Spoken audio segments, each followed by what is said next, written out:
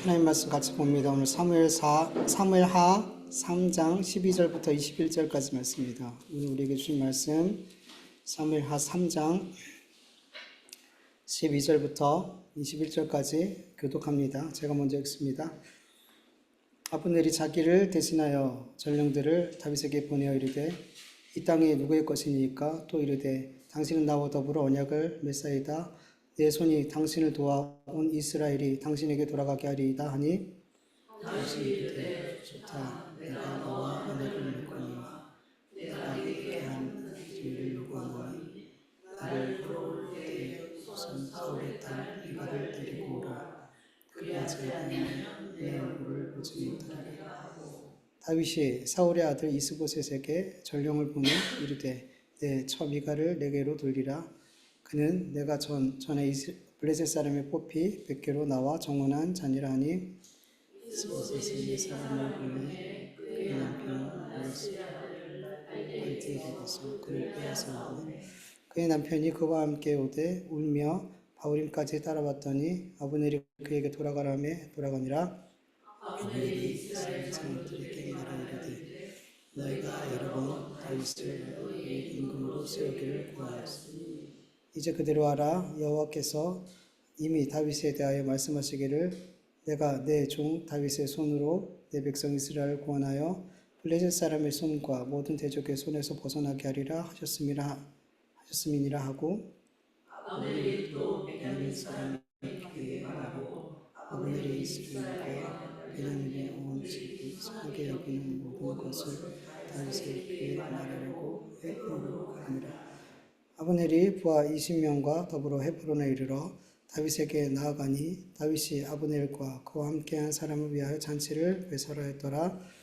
아브넬이 다윗에게 말하되 내가 일어나 가서 온 이스라엘 무리를 내 주 왕위 앞에 모아 더불어 언약을 맺게 하고 마음이 원하신 대로 모든 것을 다스리게 하리이다 하니 이에 다윗이 아브넬을 보내매 그와 평안히 가니라. 아멘. 지난번 말씀과 같이 다윗은 온 이스라엘의 왕이 될 수 있겠다고 자기가 돕겠다고 제안했던 이스라엘 군대장관 아브넬의 이 제안을 좋게 여겼죠. 좋게 여겼어요. 그리고 이 중요한 문제를 다윗은 하나님 앞에 물었어요, 안 물었어요? 안 물었죠. 왜요? 내가 듣기 좋으니까. 내가 들을게 너무 좋은 거예요. 그래서 하나님 앞에 기도도 하지 않고 그 아브넬의 이야기를, 그 언약을 맺자라는 그 이야기를 좋게 받아들였어요. 그런데 오늘 본문을 보니까 다윗은 아브넬과 언약을 맺기 전에 한 가지 조건을 제시해요. 그게 뭐예요? 너가 나를 보러 오기 위해서는 누굴 데려와라? 미갈을 데려와라. 미갈이 누구예요? 사울의 딸, 아브라함의 첫 번째 아내였죠. 이 미갈을 데려오지 않으면 내 얼굴 못 본다. 그렇게 이야기했어요. 여러분, 다윗은 그 이야기를 이제 그렇게 아브넬에게 온 전령을 통해서 아브넬의 말을 듣고 나서 전령을 보내는데 아브넬한테 보내지 않고 누구한테 보내냐면 성경을 보면 이스보셋 왕한테 보내더라는 거죠. 14절 보면 내 처 미갈을 내게로 돌리라. 그는 내가 전에 블레셋 사람의 뽑히 100개로 나와 정원한 자니라. 여러분, 누구한테 전가를 받았어요? 이스라엘의 군대장관 아브넬한테 전가를 받았으면 누구한테 보내야 돼요? 아브넬한테 전가를 보내야 되는데 지금 성경을 보면 이스라엘 왕한테 전가를 보내요. 근데 성경에 나와 있지 않지만 다윗은 두 전가를 보냈어요. 비공식적으로는 아브넬한테 내가 너와 언약을 맺을 거야. 그런데 조건이 있어. 미갈을 데리고 와야 돼. 이렇게 전가를 보냈고 공식적으로는 이스라엘 왕한테 전가를 보내서 내 아내였던 미갈을 나한테 돌려라. 이렇게 두 전령을 보냈던 거예요. 상식적으로 지금 전쟁 중에 있는 두 나라가 이런 전가를 오고 갔어요. 그러면 이 이스라엘 왕 이스보셋은 다윗한테 자기 어쨌든 누나 아니에요? 이 누나를 다윗한테 다시 돌려줄 이유가 없죠. 지금 전쟁 중인데 이 요구를 들어줄 이유가 없단 말이에요. 그런데 이해가 되지 않는 것은 아브넬이 순순히 미갈을 다윗에게 보내주더라는 거죠. 성경에 나와 있지 않지만 이 과정 속에 누가 이 일이 되어질 수 있도록 힘을 쓰고 있는 거예요. 아브넬. 이스라엘의 가장 큰 힘을 갖고 있었던 이 아브넬이 이 과정에서 힘을 쓰고 있었더라는 거죠. 그래서 너무나 상식적이지 않는 일이 이루어졌어요. 예. 그래서 성경을 보면 미갈은 다윗과 헤어진 뒤에 다윗은 어쩔 수 없이 사울 왕 때문에 도망 다녀야 됐고 미갈은 그렇게 혼자 있게 됐잖아요. 근데 미갈이 지금 혼자 있는 게 아니라 결혼했어요. 재혼했단 말이죠. 예. 사무엘상 25장 44절을 보면 사울이 그의 딸 다윗의 아내 미갈을 갈림에 사는 라이스의 아들 발디에게 주었다라고 말씀하고 있어요. 미갈은 오래전에 이미 발디라는 사람과 재혼을 해서 살고 있었어요. 그리고 아주 행복하게 살았을 것 같아요. 그걸 어떻게 짐작할 수 있냐면 아브넬이 발디엘에게서 미갈을 강제로 빼앗아 갈 때 발디엘은 자기가 사는 곳에서 바후림까지 울면서 미갈과 함께 미갈을 따라갔단 말이에요. 갈람에서 바후림까지 약 10km 정도 돼요. 그 10km를 계속 울면서 그 아내와 함께 10km를 계속 함께 갔어요. 근데 누가 돌아가라 그래요? 아브넬이 안 돌아가면 죽으니까. 죽으면 안 되잖아요. 그래서 어쩔 수 없이 그렇게 돌아가게 되는 모습이 나오는데 여러분 10km를 함께 그 아내와 떨어지기 싫어서 울면서 함께 가는 그 남편의 모습 볼 때 이 남편이 이 미갈을 사랑했어요, 안 사랑했어요? 너무 사랑했죠. 너무 사랑했죠. 여러분 좀 경제적으로 어려울 수 있고 뭐 여러 가지로 힘든 일이 있을 수 있지만 부부가 서로 사랑하면 그보다 더 행복한 가정이 있어요, 없어요? 없어요. 지나보면서 결혼 생활하면서 지나보면서 더 알잖아요. 부부가 더 사랑하는 것보다 더 행복할 수 있는 가정은 없어요. 행복했어요. 저는 미갈이 너무 행복하게 살았다라는 생각이 들어요. 그런데 이 다윗의 요구로 말미암아 이 행복했던 가정이 한순간에 깨지죠. 예. 여러분 근데 왜 갑자기 다윗이 이미 알고 있었어요. 다윗도 재혼한 이 미갈을 데려오라는 이 요구를 하게 된 걸까요? 다윗이 첫 번째 아내였으니까 어떤 애정이 남아있거나 그가 좀 그립거나 뭐 그런 마음이 있어서 미갈을 데려오라고 한 걸까요? 그런 거 전혀 아니에요. 전혀 그런 게 아니에요. 사울의 딸인 미갈을 다시 자기 옆에 두게 될 때, 자기 아내로 다시 자기 옆에 두게 될 때 뭐가 생겨요? 자기가 온 이스라엘의 왕이 됐을 때 어떤 정통성이 생긴단 말이에요. 왕의 딸을 내 옆에 둘 때 다시 온 이스라엘의 왕이 됐을 때 정통성이 확보가 된단 말이에요. 그러니까 이거는 미갈이 정말 사랑해서 다시 보고 싶어서 그리워서 그런 게 아니라 정치적인 이유였단 말이에요. 온 이스라엘의 왕이 됐을 때 미갈이 내 옆에 있을 때 구색이 맞아진다는 거예요. 그런 정치적인 이유에서 미갈이 필요했던 거예요. 사랑해서가 아니란 말이죠. 계속 보면 다윗은 계속 어떤 방법을 쓰고 있어요. 하나님 앞에 기도하지 않고 자꾸 인간적인 지혜와 인간적인 조건들을 자꾸만 이렇게 만들어서 자기가 빨리 이스라엘의 왕이 되고 싶어 하더라는 거죠. 그리고 또 이렇게 아브넬에게 이런 요구를 했던 거는 이거 말이 안 되거든요. 그러니까 미갈을 데려오라는 요구는 미갈이 다시 지금 전쟁 중에 자기 아내를 다시 돌려받는 건 말이 안 되거든요. 그러니까 아브넬이 얼마나 이스라엘에 영향력이 있는지 확인하기 위해서 이런 요구를 했을 수도 있던 거죠. 그러니까 다 정치적이고 되게 인간적인 계획들이 이 다윗 안에 있었단 말이죠. 여러분 다윗은 사실 굳이 미갈을 자기 옆에 두지 않아도 어떤 구색을 맞추지 않아도 온 이스라엘의 왕이 되는데 문제가 있어요, 없어요? 없죠.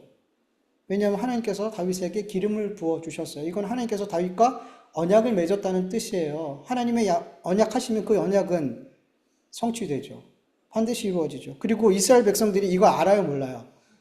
알아요. 하나님이 다윗에게 기름 부어 왕으로 세우신 거 다 알아요. 그래서 굳이 어떤 구색을 맞추지 않아도 다윗은 왕이 되는데 아무 문제가 없어요. 아브넬의 도움 받을 필요 있어요, 없어요?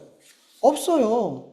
누구의 도움 필요도 없고 어떤 구색을 맞추지 않아도 하나님은 다윗을 이스라엘의 왕으로 얼마든지 하나님의 때에 세우실 수 있단 말이에요. 그런데 다윗은 그렇게 하지 않았어요. 자꾸만 자기가 빨리 이스라엘의 왕이 되고 싶었더라는 거죠. 그런 욕심에서 자꾸만 인간적인 지혜와 인간적인 생각들이 자꾸만 나오게 되더라는 거죠. 여러분, 우리 그리스도인들에게 정말 회복되어져야 될 한 가지 신앙의 요소가 뭐냐면 인내예요.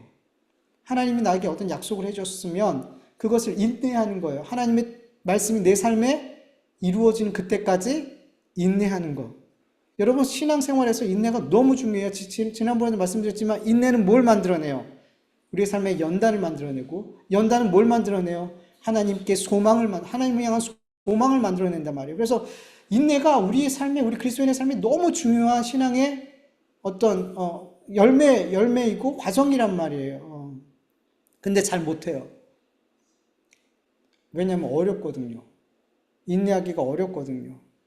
당장 내 눈앞에 일어나는 일들, 상황들을 보면 하나님의 약속이 정말 내 삶에 이루어질까? 의심돼야 안 돼요. 의심될 때가 너무 많아요. 그리고 하나님의 약속의 말씀이 내 삶에 이루어지기 전에 내 삶이 망해버릴 것 같아. 내 삶이 끝날 것 같아. 하나님 말씀이 이루어지기 전에 내가 다 끝날 것 같아. 이런 두려움이 우리 안에 막 임한단 말이에요. 여러분, 아브라함은 분명 하나님의 약속을 받았죠. 하나님께서 그에게 너로 큰 민족을 이루게 하겠다고, 네 자손이 셀 수 없는 하늘의 별과 같이 되겠다고 약속하셨죠. 근데 아브라함 현실이 어땠어요? 75세 때 하나님의 약속을 받았는데 10년이 지나도록 자식이 없었어요. 사라는 75세예요. 생리가 다 끊어져요. 이렇게 하나님의 약속의 말씀을 기다리다가는 큰 민족을 이루기커녕 대가 끊기게 됐어요. 이렇게 살다 보면 자식 하나 못 보고 죽게 생긴 거죠. 그게 현실이었어요. 그래서 어떻게 했어요? 사라의 몸종 하가를 취해서 이스마엘을 낳았어요. 결국 하나님의 약속을 끝까지 기다리지 못하고 그 현실이 옳아 보여서, 현실이 너무 옳아 보이는 거예요. 누군가를 첩이라도 얻어서 자식을 낳는 것, 이렇게 해서라도 하나님의 약속이 내 삶에 이루어지면 되는 거예요. 그게 옳아 보였어요. 그래서 그렇게 했어요. 근데 결국 어떻게 됐어요?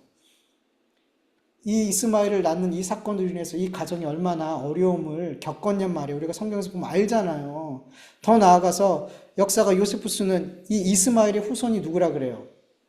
아람 사람들. 지금 이스라엘 사람들이랑 지금 아람권 사람들 얼마나 대치하고 싸우고 서로 괴롭히고 있냔 말이죠. 그리고 하나님께서는 아브라함과 사레가 이게 짝짝꿍 해가지고 얻게 된 이 이스마엘을 통해서 믿음의 자손을 이어가야 안 가요? 안 가시더라는 거죠. 안 가셔요. 그러니까 하나님의 약속의 말씀을 기다리지 못하고 자기들이 하나님의 뜻을 이루려고 했을 때, 인내하지 못했을 때 그 결과들은 아무런 열매가 없더라는 거죠. 열매가 있죠. 고통과 괴로움과 전쟁과 이런 나쁜 열매들은 맺히더라는 거죠. 근데 하나님이 원하는 열매는 안 맺어져요. 자기 뜻대로 안 돼요. 여러분, 하나님께서 저에게 개척하라고 명령하시고 기도원 가서 매일 기도할 때 제 안에 두려움이 있었어요. 제일 큰 두려움은 언제 하나님께서 개척을 하게 하실지 몰랐어요. 하나님이 어느 정도 이렇게 기간 동안 기도하면 개척하게 해줄 거야, 이렇게 하나님께서 말씀해 주셨으면 저는 좀 마음이 편할 수도 있었겠지만, 근데 그게 막 오랜 시간 막 그렇게 했다면 포기했을 거예요. 한 10년 기도해 그럼 개척하게, 그럼 못했을 거예요. 근데 하나님께서 알려주시지 않고 개척하라고만 하고 기도원 가서 기도해라. 홍해 앞에서 이스라엘 사람들처럼 잠잠하게 아무것도 하지 말고 기도만 해라 라고 말씀하셨어요. 그래서 언제 이루어질지 모르는 이 하나님의 언약을 붙들고 기도했는데 또 한 가지 두려움이 있었어요. 하나님의 약속이 언제 이루어질지 모르니까 그 말씀이 이루어지기 전에, 개척을 하기 전에 우리 가정이 먼저 박살이 날 것 같은 느낌인 거예요. 우리 가정이 먼저 망할 것 같은 거예요. 너무 힘든 시간이었거든요. 개척을 하지 않으면, 빨리 하지 않으면 우리 가정이 망할 것 같았어요. 다 깨질 것 같았어요. 너무 두려웠어요. 그래서 어떻게 했냐면 부목사 면접을 냈죠. 그래서 그 어렵다는 면접을 3번까지 봤어요. 부목사가 저도 부목사 어느 교회에서 부목사 선임으로 있어 봤어도 알아요. 부목사 모집하면은 어마어마하게 들어와요. 서로. 그래서 제가 몇 가지 추려서 담임 목사님한테 드리면 담임 목사님이 누구누구 면접 뭐라 그래? 그러면 이제 면접 부르는 거거든요. 그러니까 서류 면접만 통과하는데도 엄청나요. 근데 저는 3번을 면접을 봤으니까 되게 잘한 거죠. 근데 3번 다 떨어졌어요. 저 그렇게 많이 떨어져 본 적이 없거든요. 근데 3번 다 떨어졌어요. 그러니까 3번 다 떨어질 때, 근데 그냥 떨어진 것도 아니고 하나님이 말을 못하게 하시는 거예요. 면접이 중요하잖아요. 근데 너무 면접을 너무 못 보게 하셔서 나올 때 너무 창피하고 막 자괴감이 들고 막 너무 무너지는 거예요, 마음이. 그러면서 떨어질 때마다 그런 마음을 갖고 집에 돌아왔어요. 그러니까 너무 힘든 거죠. 그러니까 3번 딱 그렇게 하니까 더 이상 면접 보고 싶지가 않은 거예요. 그래서 하나님 앞에 항복하고 하나님 그냥 기도만 할게요. 그리고 반강제로 인내하면서 이제 기도원에서 기도를 했죠. 근데 기도하면서 너무 감사한 게 억지로 인내했어요. 처음에는 억지로 인내했어요. 근데 그렇게 계속 기도하는 가운데 정말 그 인내가 연단을 만들어내고 연단이 이어지니까 정말 하나님만 소망하게 되더라는 거예요. 이제는 억지로 인내하는 게 아니라 정말 하나님만 소망하면서 인내하게 되더라는 거죠. 이제 그렇게 기도만 하고 있을 때 알고 지냈던 장로님이 이제 연락 오셔서 이제 교회를 할 수 있게 됐어요. 그분도 이제 딸에게 딸이 큰 돈이 좀 필요해서 빌려줬어야 됐는데 그게 안 됐어요. 그게 안 해도 됐어요. 그래갖고 제가 생각이 났던 거죠. 그래서 그냥 저가 개척하는지도 모르고 개척을 준비하는지도 모르고 연락을 했는데 이제 들어보니까 개척을 준비하는 거 알고 그 돈을 이제 개척할 수 있도록 도와주셨던 거죠. 그래서 개척을 할 수 있게 됐어요. 정말 하나님의 약속의 말씀처럼 아무것도 하지 않고 기도하니까 하나님의 때에 하나님 개척하게 하시고 아무것도 없고 빚만 엄청 많이 있었는데 사택도 주시고 교회도 주시고 그러니까 하나님이 하시면 사람이 할 수 없는 그냥 빚만 이만큼 있었는데 근데 다 되더라는 거죠. 그러니까 하나님이 하시니까 그러니까 우리는 뭐예요? 하나님이 약속하시면 그 약속의 때를 인내하며 기다리면 되는 거예요. 그러면 되는 거예요. 네. 근데 제가 개척을 하고 나서 너무 하나님 앞에 죄송했어요.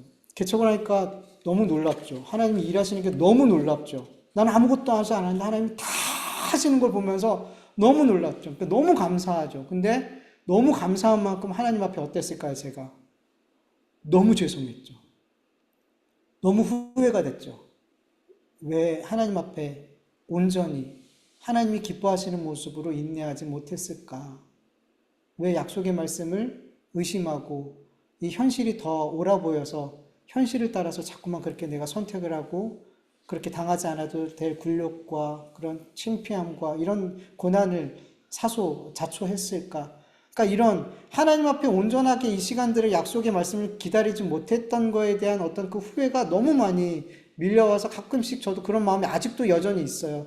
그때 잘할 걸, 그때 하나님 앞에 잘 인내할 걸, 인생에 있어서 너무 중요한 순간에 그 너무 중요한 순간에 하나님을 왜 의지하지 못했을까? 그런 후회들이 제 안에 되게 컸어요. 지금도 그 여운이 늘 있어요. 그래서 어떤 일을 할 때 이 여운이 저한테는 되게 어떤 약이 돼요. 그래서 어떻게 인내해야 되는 상황들을 하나님께서 주실 때 그때처럼 하지 말아야지. 그때처럼 하나님 앞에 그렇게 하나님 뜻이 이루어졌을 때 하나님 앞에 너무 죄송한 마음, 이 마음 갖지 않았으면 좋겠는 거예요. 그래서 잘 인내해야지. 잘 인내해야지. 그래서 저한테 그때 일은 저에게 약이 돼요. 그래서 그걸 제가 잊지 않고 살아가고 있어요. 여러분 인내하는 거, 하나님의 약속의 말씀을 받고 인내하는 거 참 어려워요. 현실이 항상 옳아 보이기 때문이에요. 현실이 훨씬 더 옳아 보여요. 하나님의 약속을 기다리는 것보다 현실이 훨씬 더 옳아 보여요. 그걸 현실을 따라서 선택하는 게 맞는 것 같이 너무 보인단 말이에요. 그래서 자꾸만 우리는 약속을 따라 결정하는 게 아니라 현실을 따라 결정할 때가 참 많아요.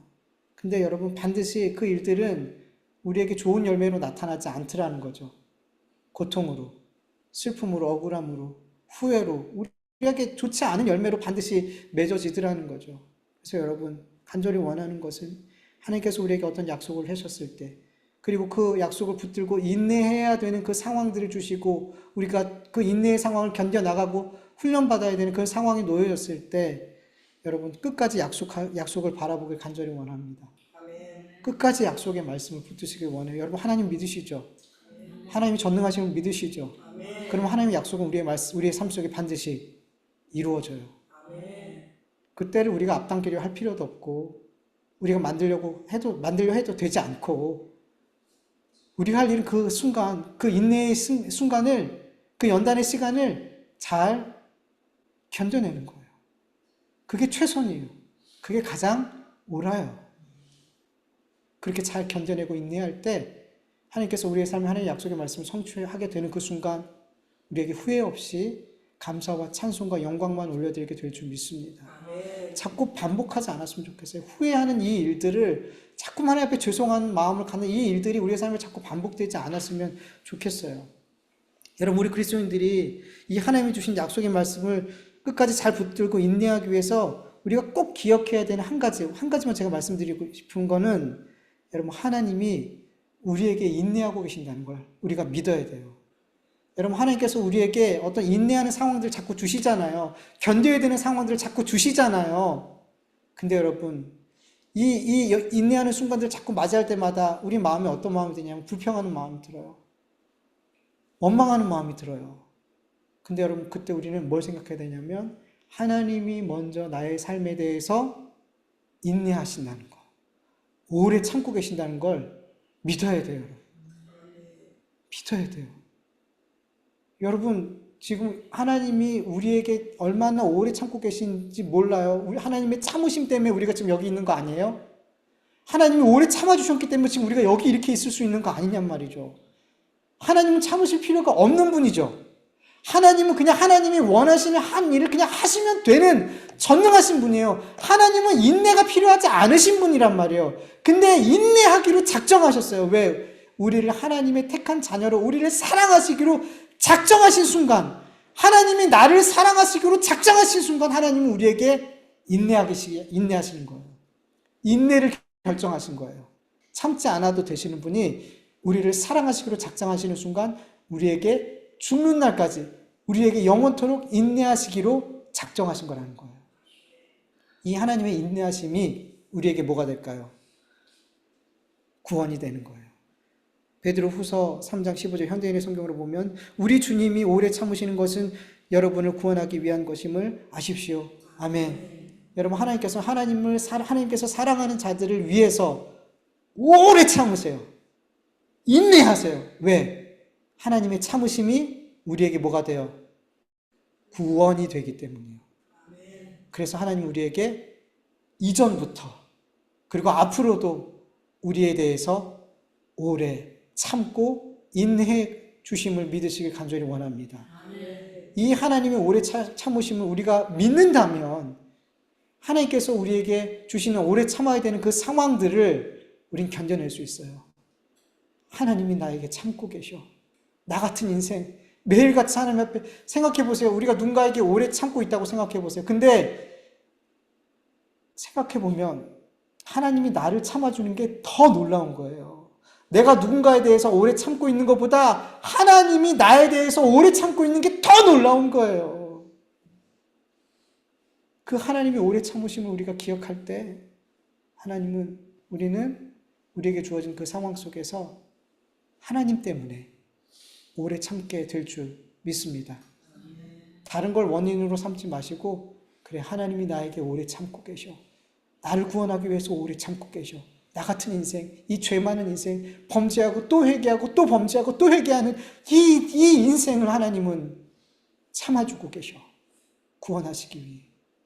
이걸 생각할 때 얼마나 감사해요.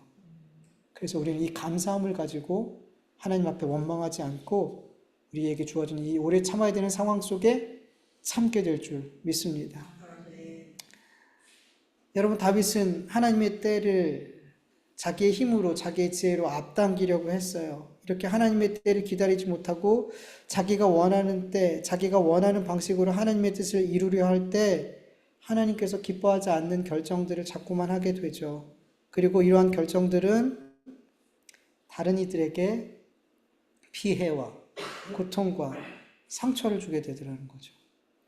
다윗이 하나님의 약속의 말씀을 붙들고 하나님의 때를 기다렸다면 미갈과 발디엘 부부는 계속해서 사랑하면서 행복한 가정을 이어갈 수 있었을 것 같아요. 그러나 하나님의 약속의 말씀을 붙들지 않고 하나님의 때를 기다리지 않았던 다윗으로 인해서 행복했던, 서로 사랑했던 이 부부, 이 가정은 갑작스러운 불행과 고통과 절망과 슬픔과 깨어짐을 겪게 되었어요. 네.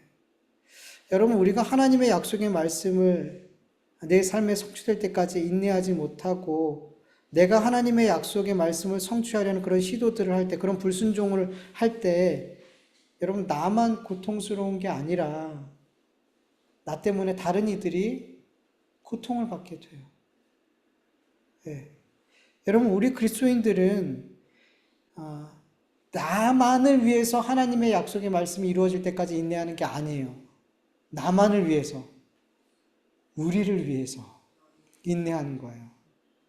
우리를 위해서. 여러분, 그리스도인들의 삶 전체가 그래요. 우리 그리스도인의 삶 전체, 우리 그리스도인의 신앙생활은 나만을 위해서 하는 게 아니에요. 누굴 위해서 하는 거예요? 우리를 위해서. 우리를 위해서. 그래서 성경은, 예수님은 우리를 그리스도인을 향해서 뭐라 그래요? 너희는 세상의 빛이다. 너희는 세상의 소금이다. 왜? 우리 그리스도인들은 나만 위해서 사는 삶이 아니라 우리를 위해서 사는 삶이기 때문에 우린 세상을 밝히는, 세상을 맛을 내는 빛이고 소금이다라고 말씀하고 있는 거예요. 그런데 여러분, 이런 그리스도인의 삶과 정반대되는 삶을 살아가는 사람들이 있어요. 아브넬. 여러분, 17절에서 19절까지 말씀을 보면 아브넬이 다윗을 만나러 가기 전에 만반의 준비를 다 해요. 미갈을 데리고 왔어요. 강제로 데리고 왔어요. 그리고 이스라엘 장로들과 베냐민 사람들에게 이렇게 말해요. 17절부터 19절 세 번역으로 보면 아브넬이 이스라엘의 장로들과 상의하였다. 여러분은 이미 전부터 다윗을 여러분의 왕으로 모시려고 애를 썼습니다. 이제 기회가 왔습니다. 주님께서 이미 다윗을 두고 내가 나의 종 다윗을 시켜서 나의 백성 이스라엘을 블레셋 사람의 지배와 모든 원수의 지배에서 구하여 내겠다 하고 약속하여 주셨기 때문입니다. 아브넬은 베냐민 사람들과도 상의한 뒤에 이스라엘과 베냐민 사람 전체가 한데 모은 뜻을 다윗에게 전하려고 헤브론으로 떠났다. 이렇게 말씀하고 있어요. 여러분, 아브넬은 다윗을 만나기 전에 이스라엘의 장로들과 그리고 다윗이 왕이 됐을 때 가장 반감을 가질 수 있는 베냐민 사람들의 마음을 누구에게로 향하게 했어요? 다윗에게로 향하게 했어요. 근데 여러분, 이것은 이스보셋 왕의 입장에 볼 때 이건 뭐예요? 반역이잖아요. 반역을 하고 있는 거예요. 근데 누구도 이 이스보셋이 하는 이 일에 있어서 반대하는 사람이 없었어요. 왜냐하면 이스보셋이 실권자였기 때문에. 그런데 여러분, 여기서 아브넬이 장로들에게 하는 말을 보면 이 사람이 얼마나 교활하고 얼마나 비겁하고 악한 사람인지 다시 한번 확인할 수 있어요. 지금 다윗을 왕으로 삼으려는데 앞장선 사람이 누구예요? 아브넬, 군대장관 아브넬이 지금 앞장서고 있단 말이에요. 자기 앞장서서 다윗을 왕으로 세워서 자기가 가지고 있는 이 군대장관이라는 이 권한을, 이 힘을 계속 유지하고 싶었던 거예요. 그런데 아브넬은 이스라엘 백성들이 자기가 앞장서서 다윗을 왕으로 세우는 그런 사람으로 그렇게 보여지고 싶지 않았던 거예요. 지금 적과 가장 앞에서 싸우고 있는 사람이, 지금 다윗과 가장 앞장서서 싸우고 있는 사람이 아브넬 군대장관 아니에요. 근데 그 사람이 앞장서서 다윗을, 적군을 왕으로 만든다는 거, 이거는 안 되잖아요. 그렇게 보이고 싶지 않았던 거예요. 누가 봐도 반역을 하는 일이니까. 그래서 아브넬은 마치 이스라엘 장로들이 이전부터 원했던 그 일을 해주려고 하는 것처럼, 너희들이 이전부터 다윗을 왕으로 세우려 했잖아. 그러면 애초부터 이스보셋을 왕으로 세우면 안 됐잖아요. 자기가 이스보셋을 왕으로 세워서 나라가 나눠지게 된 거잖아요. 안 그랬으면 다윗이 바로 왕이 됐을 텐데 자기가 그렇게 만든 일이잖아요. 근데 지금 너희들은 옛날부터 다윗을 왕으로 세우려고 했잖아. 이제 그거 이루어줄게. 그럴 때가 온 거야. 라고 이야기하더라는 거죠. 그러면서 하나님의 이름을 들먹이면서 하나님이 이 일을 이스라엘 백성들에게 약속하셨으니까 우리가 이 일을 이루어야 되지 않겠냐. 이렇게 이야기하면서 마치 하나님의 뜻인 것처럼 그리고 이스라엘의 장로들의 뜻인 것처럼 하면서 이 일을 끌고 가더라는 거죠. 사실은 누가 원하는 거예요? 아브넬 자기가 앞장서서 지 일을 원하고 이거를 하고 있단 말이에요. 그러면서도 이 일이 마치 장로들이 원하는 것처럼 그리고 하나님의 뜻을 이루어 드리는 것처럼 그렇게 말을 하고 있더라는 거죠. 그리고 다윗에게 가서는 어떻게 얘기해요? 21절 보면 아브넬이 다윗에게 말하되 내가 일어나 가서 온 이스라엘 무리를 내 주 왕 앞에 모아 더불어 언약을 맺게 하고 마음에 원하시는 대로 모든 것을 다스리게 하리이다 하니 이에 다윗이 아브넬을 보내매 그가 평안히 가니라 라고 말씀하고 있어요. 다윗 앞에서는 당신이 왕이 돼서 마음껏 다스리도록 누가 돕겠다? 내가 그리고 있단 말이에요. 내가 장로들이 원해서 그런 이런 말 안 해요. 이게 하나님의 뜻이다. 이런 말 안 해요. 누가? 내가 당신을 도와서 내가 하겠습니다. 여러분 이렇게 아브넬은 자기만을 위해서 일하는 사람이에요. 자기만을 위해서 사는 삶의 모습을 보니까 거짓과 외식과 위선과 비겁함과 이런 악함이 그의 삶에 넘쳐나더라는 거예요. 누구만 위해서 사니까? 나만 위해서 사니까. 그러니까 나만 위해서 사는 사람들은 자꾸만 그 삶이 모든 사람들이 어떻게 돼요? 도구가 돼요. 나만 위해서 사는 사람들에게 있어서 중요한 한 가지는 다른 모든 사람들이 다 도구예요. 가족도 도구가 될 수 있어요. 나만 위해서 사는 사람은. 친구도 도구가 돼요. 이웃도, 동료도 결국엔 다 도구밖에 안 돼요. 나를 위해서. 문제는 뭐냐면 하나님까지도 도구가 된다는 거예요. 하나님까지도. 이런 사람들은 인격적인 관계를 맺을 수가 없어요. 더 문제는 하나님과 바른 관계를 맺을 수가 없어요. 나만을 위한 삶을 사는 사람들은. 하나님과 바른 관계가 깨진 아브넬의 삶을 보니까 나밖에 모르는 거예요.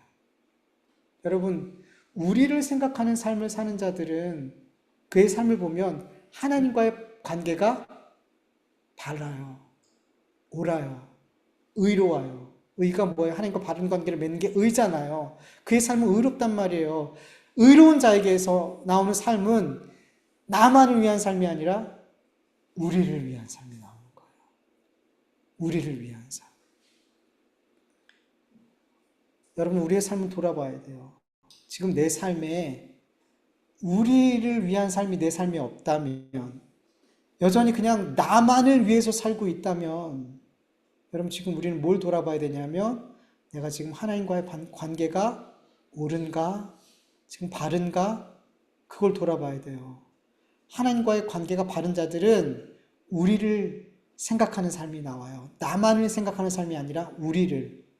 여러분 이거 정확해요.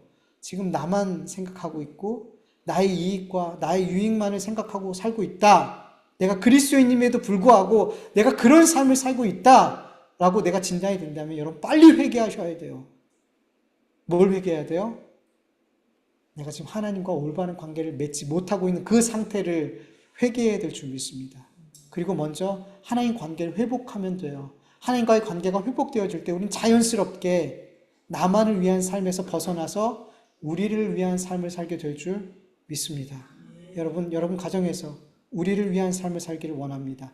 교회에서 우리를 위한 삶을 살기를 원하고 여러분의 일터에서 우리를 위한 삶을 살기를 간절히 원합니다. 그런 삶을 살 때 그 삶 속에서 하나님의 영광이 드러나게 되고 하나님께서 영광 받으실 줄 믿습니다. 이 같이 말씀을 기억하면서 잠시 하나님께 기도드리겠습니다. 아버지 하나님 감사합니다. 오늘 이렇게 함께 모여서 주 앞에 예배할 수 있도록 주시니 감사합니다. 드려진 이 기도, 이 찬송, 이 기국적인 기도와 우리의 모든 마음의 원함을 담는 이 기도들이 이 시간 주님 앞에 다 올려지고 하나님께서 받으시사 우리 각 성도들에게 가장 필요한 응답으로 응답해 주시옵시길 간절히 원합니다. 물질적으로 어려움을 겪고 관계적으로 어려움을 겪고 아버지 여러 모양으로 어려움을 당하는 우리 성도들의 간절한 기도와 간절한 간구를 하나님 응답하여 주시옵소서. 하나님과의 관계가 어려워서 기도하고 있는 그 기도에 대해서 주님 속히 응답하여 주셔서 하나님 우리 성도들이 정말 영적으로 육적으로 하나님의 채워주심으로 말미암아 감사하고 감격하는 삶을 살고 혹 그리하지 아니할지라도 하나님의 때를 기다리며 인내할 수 있는 우리 그리스도인들이 얻을 수 있도록 도와주시옵소서. 하나님 우리 그리스도인의 삶 속에서 정말 인내가 필요합니다. 인내가 필요합니다. 인내가 연단을 만들어내고 연단이 하나님의 나라를 하나님만을 그 말씀만을 소망하고 살게 하게 될 줄 믿사오니 하나님 우리의 삶에 주어진 이 인내의 상황들을 잘 인내할 수 있도록 아버지 포기하지 않고 또 인간적인 생각으로 현실학과 타협하지 않고 이렇게 하나님의 약속의 언약의 말씀을 붙들고 인내할 수 있는 우리 모두가 되어서 하나님의 때에 하나님의 언약의 약속의 말씀이 이루어질 때 할렐루야 찬송하고 감격하며 그렇게 아버지 하나님께 영광 돌리게 해주시옵시고 후회하거나 내가 이랬으면 좋았을걸 더 기도했으면 좋았을걸 더 참았으면 더 하나님의 말씀을 바라봤으면 아버지 그렇게 후회하지 않도록 하나님 그렇게 하나님 후회가 남지 않도록 아버지 잘 인내하고 견딜 수 있는 우리 그리스도인들 우리 성도들 되어줄 수 있도록 주님 역사하여 주시옵소서. 감사하며 예수님의 이름으로 기도합니다.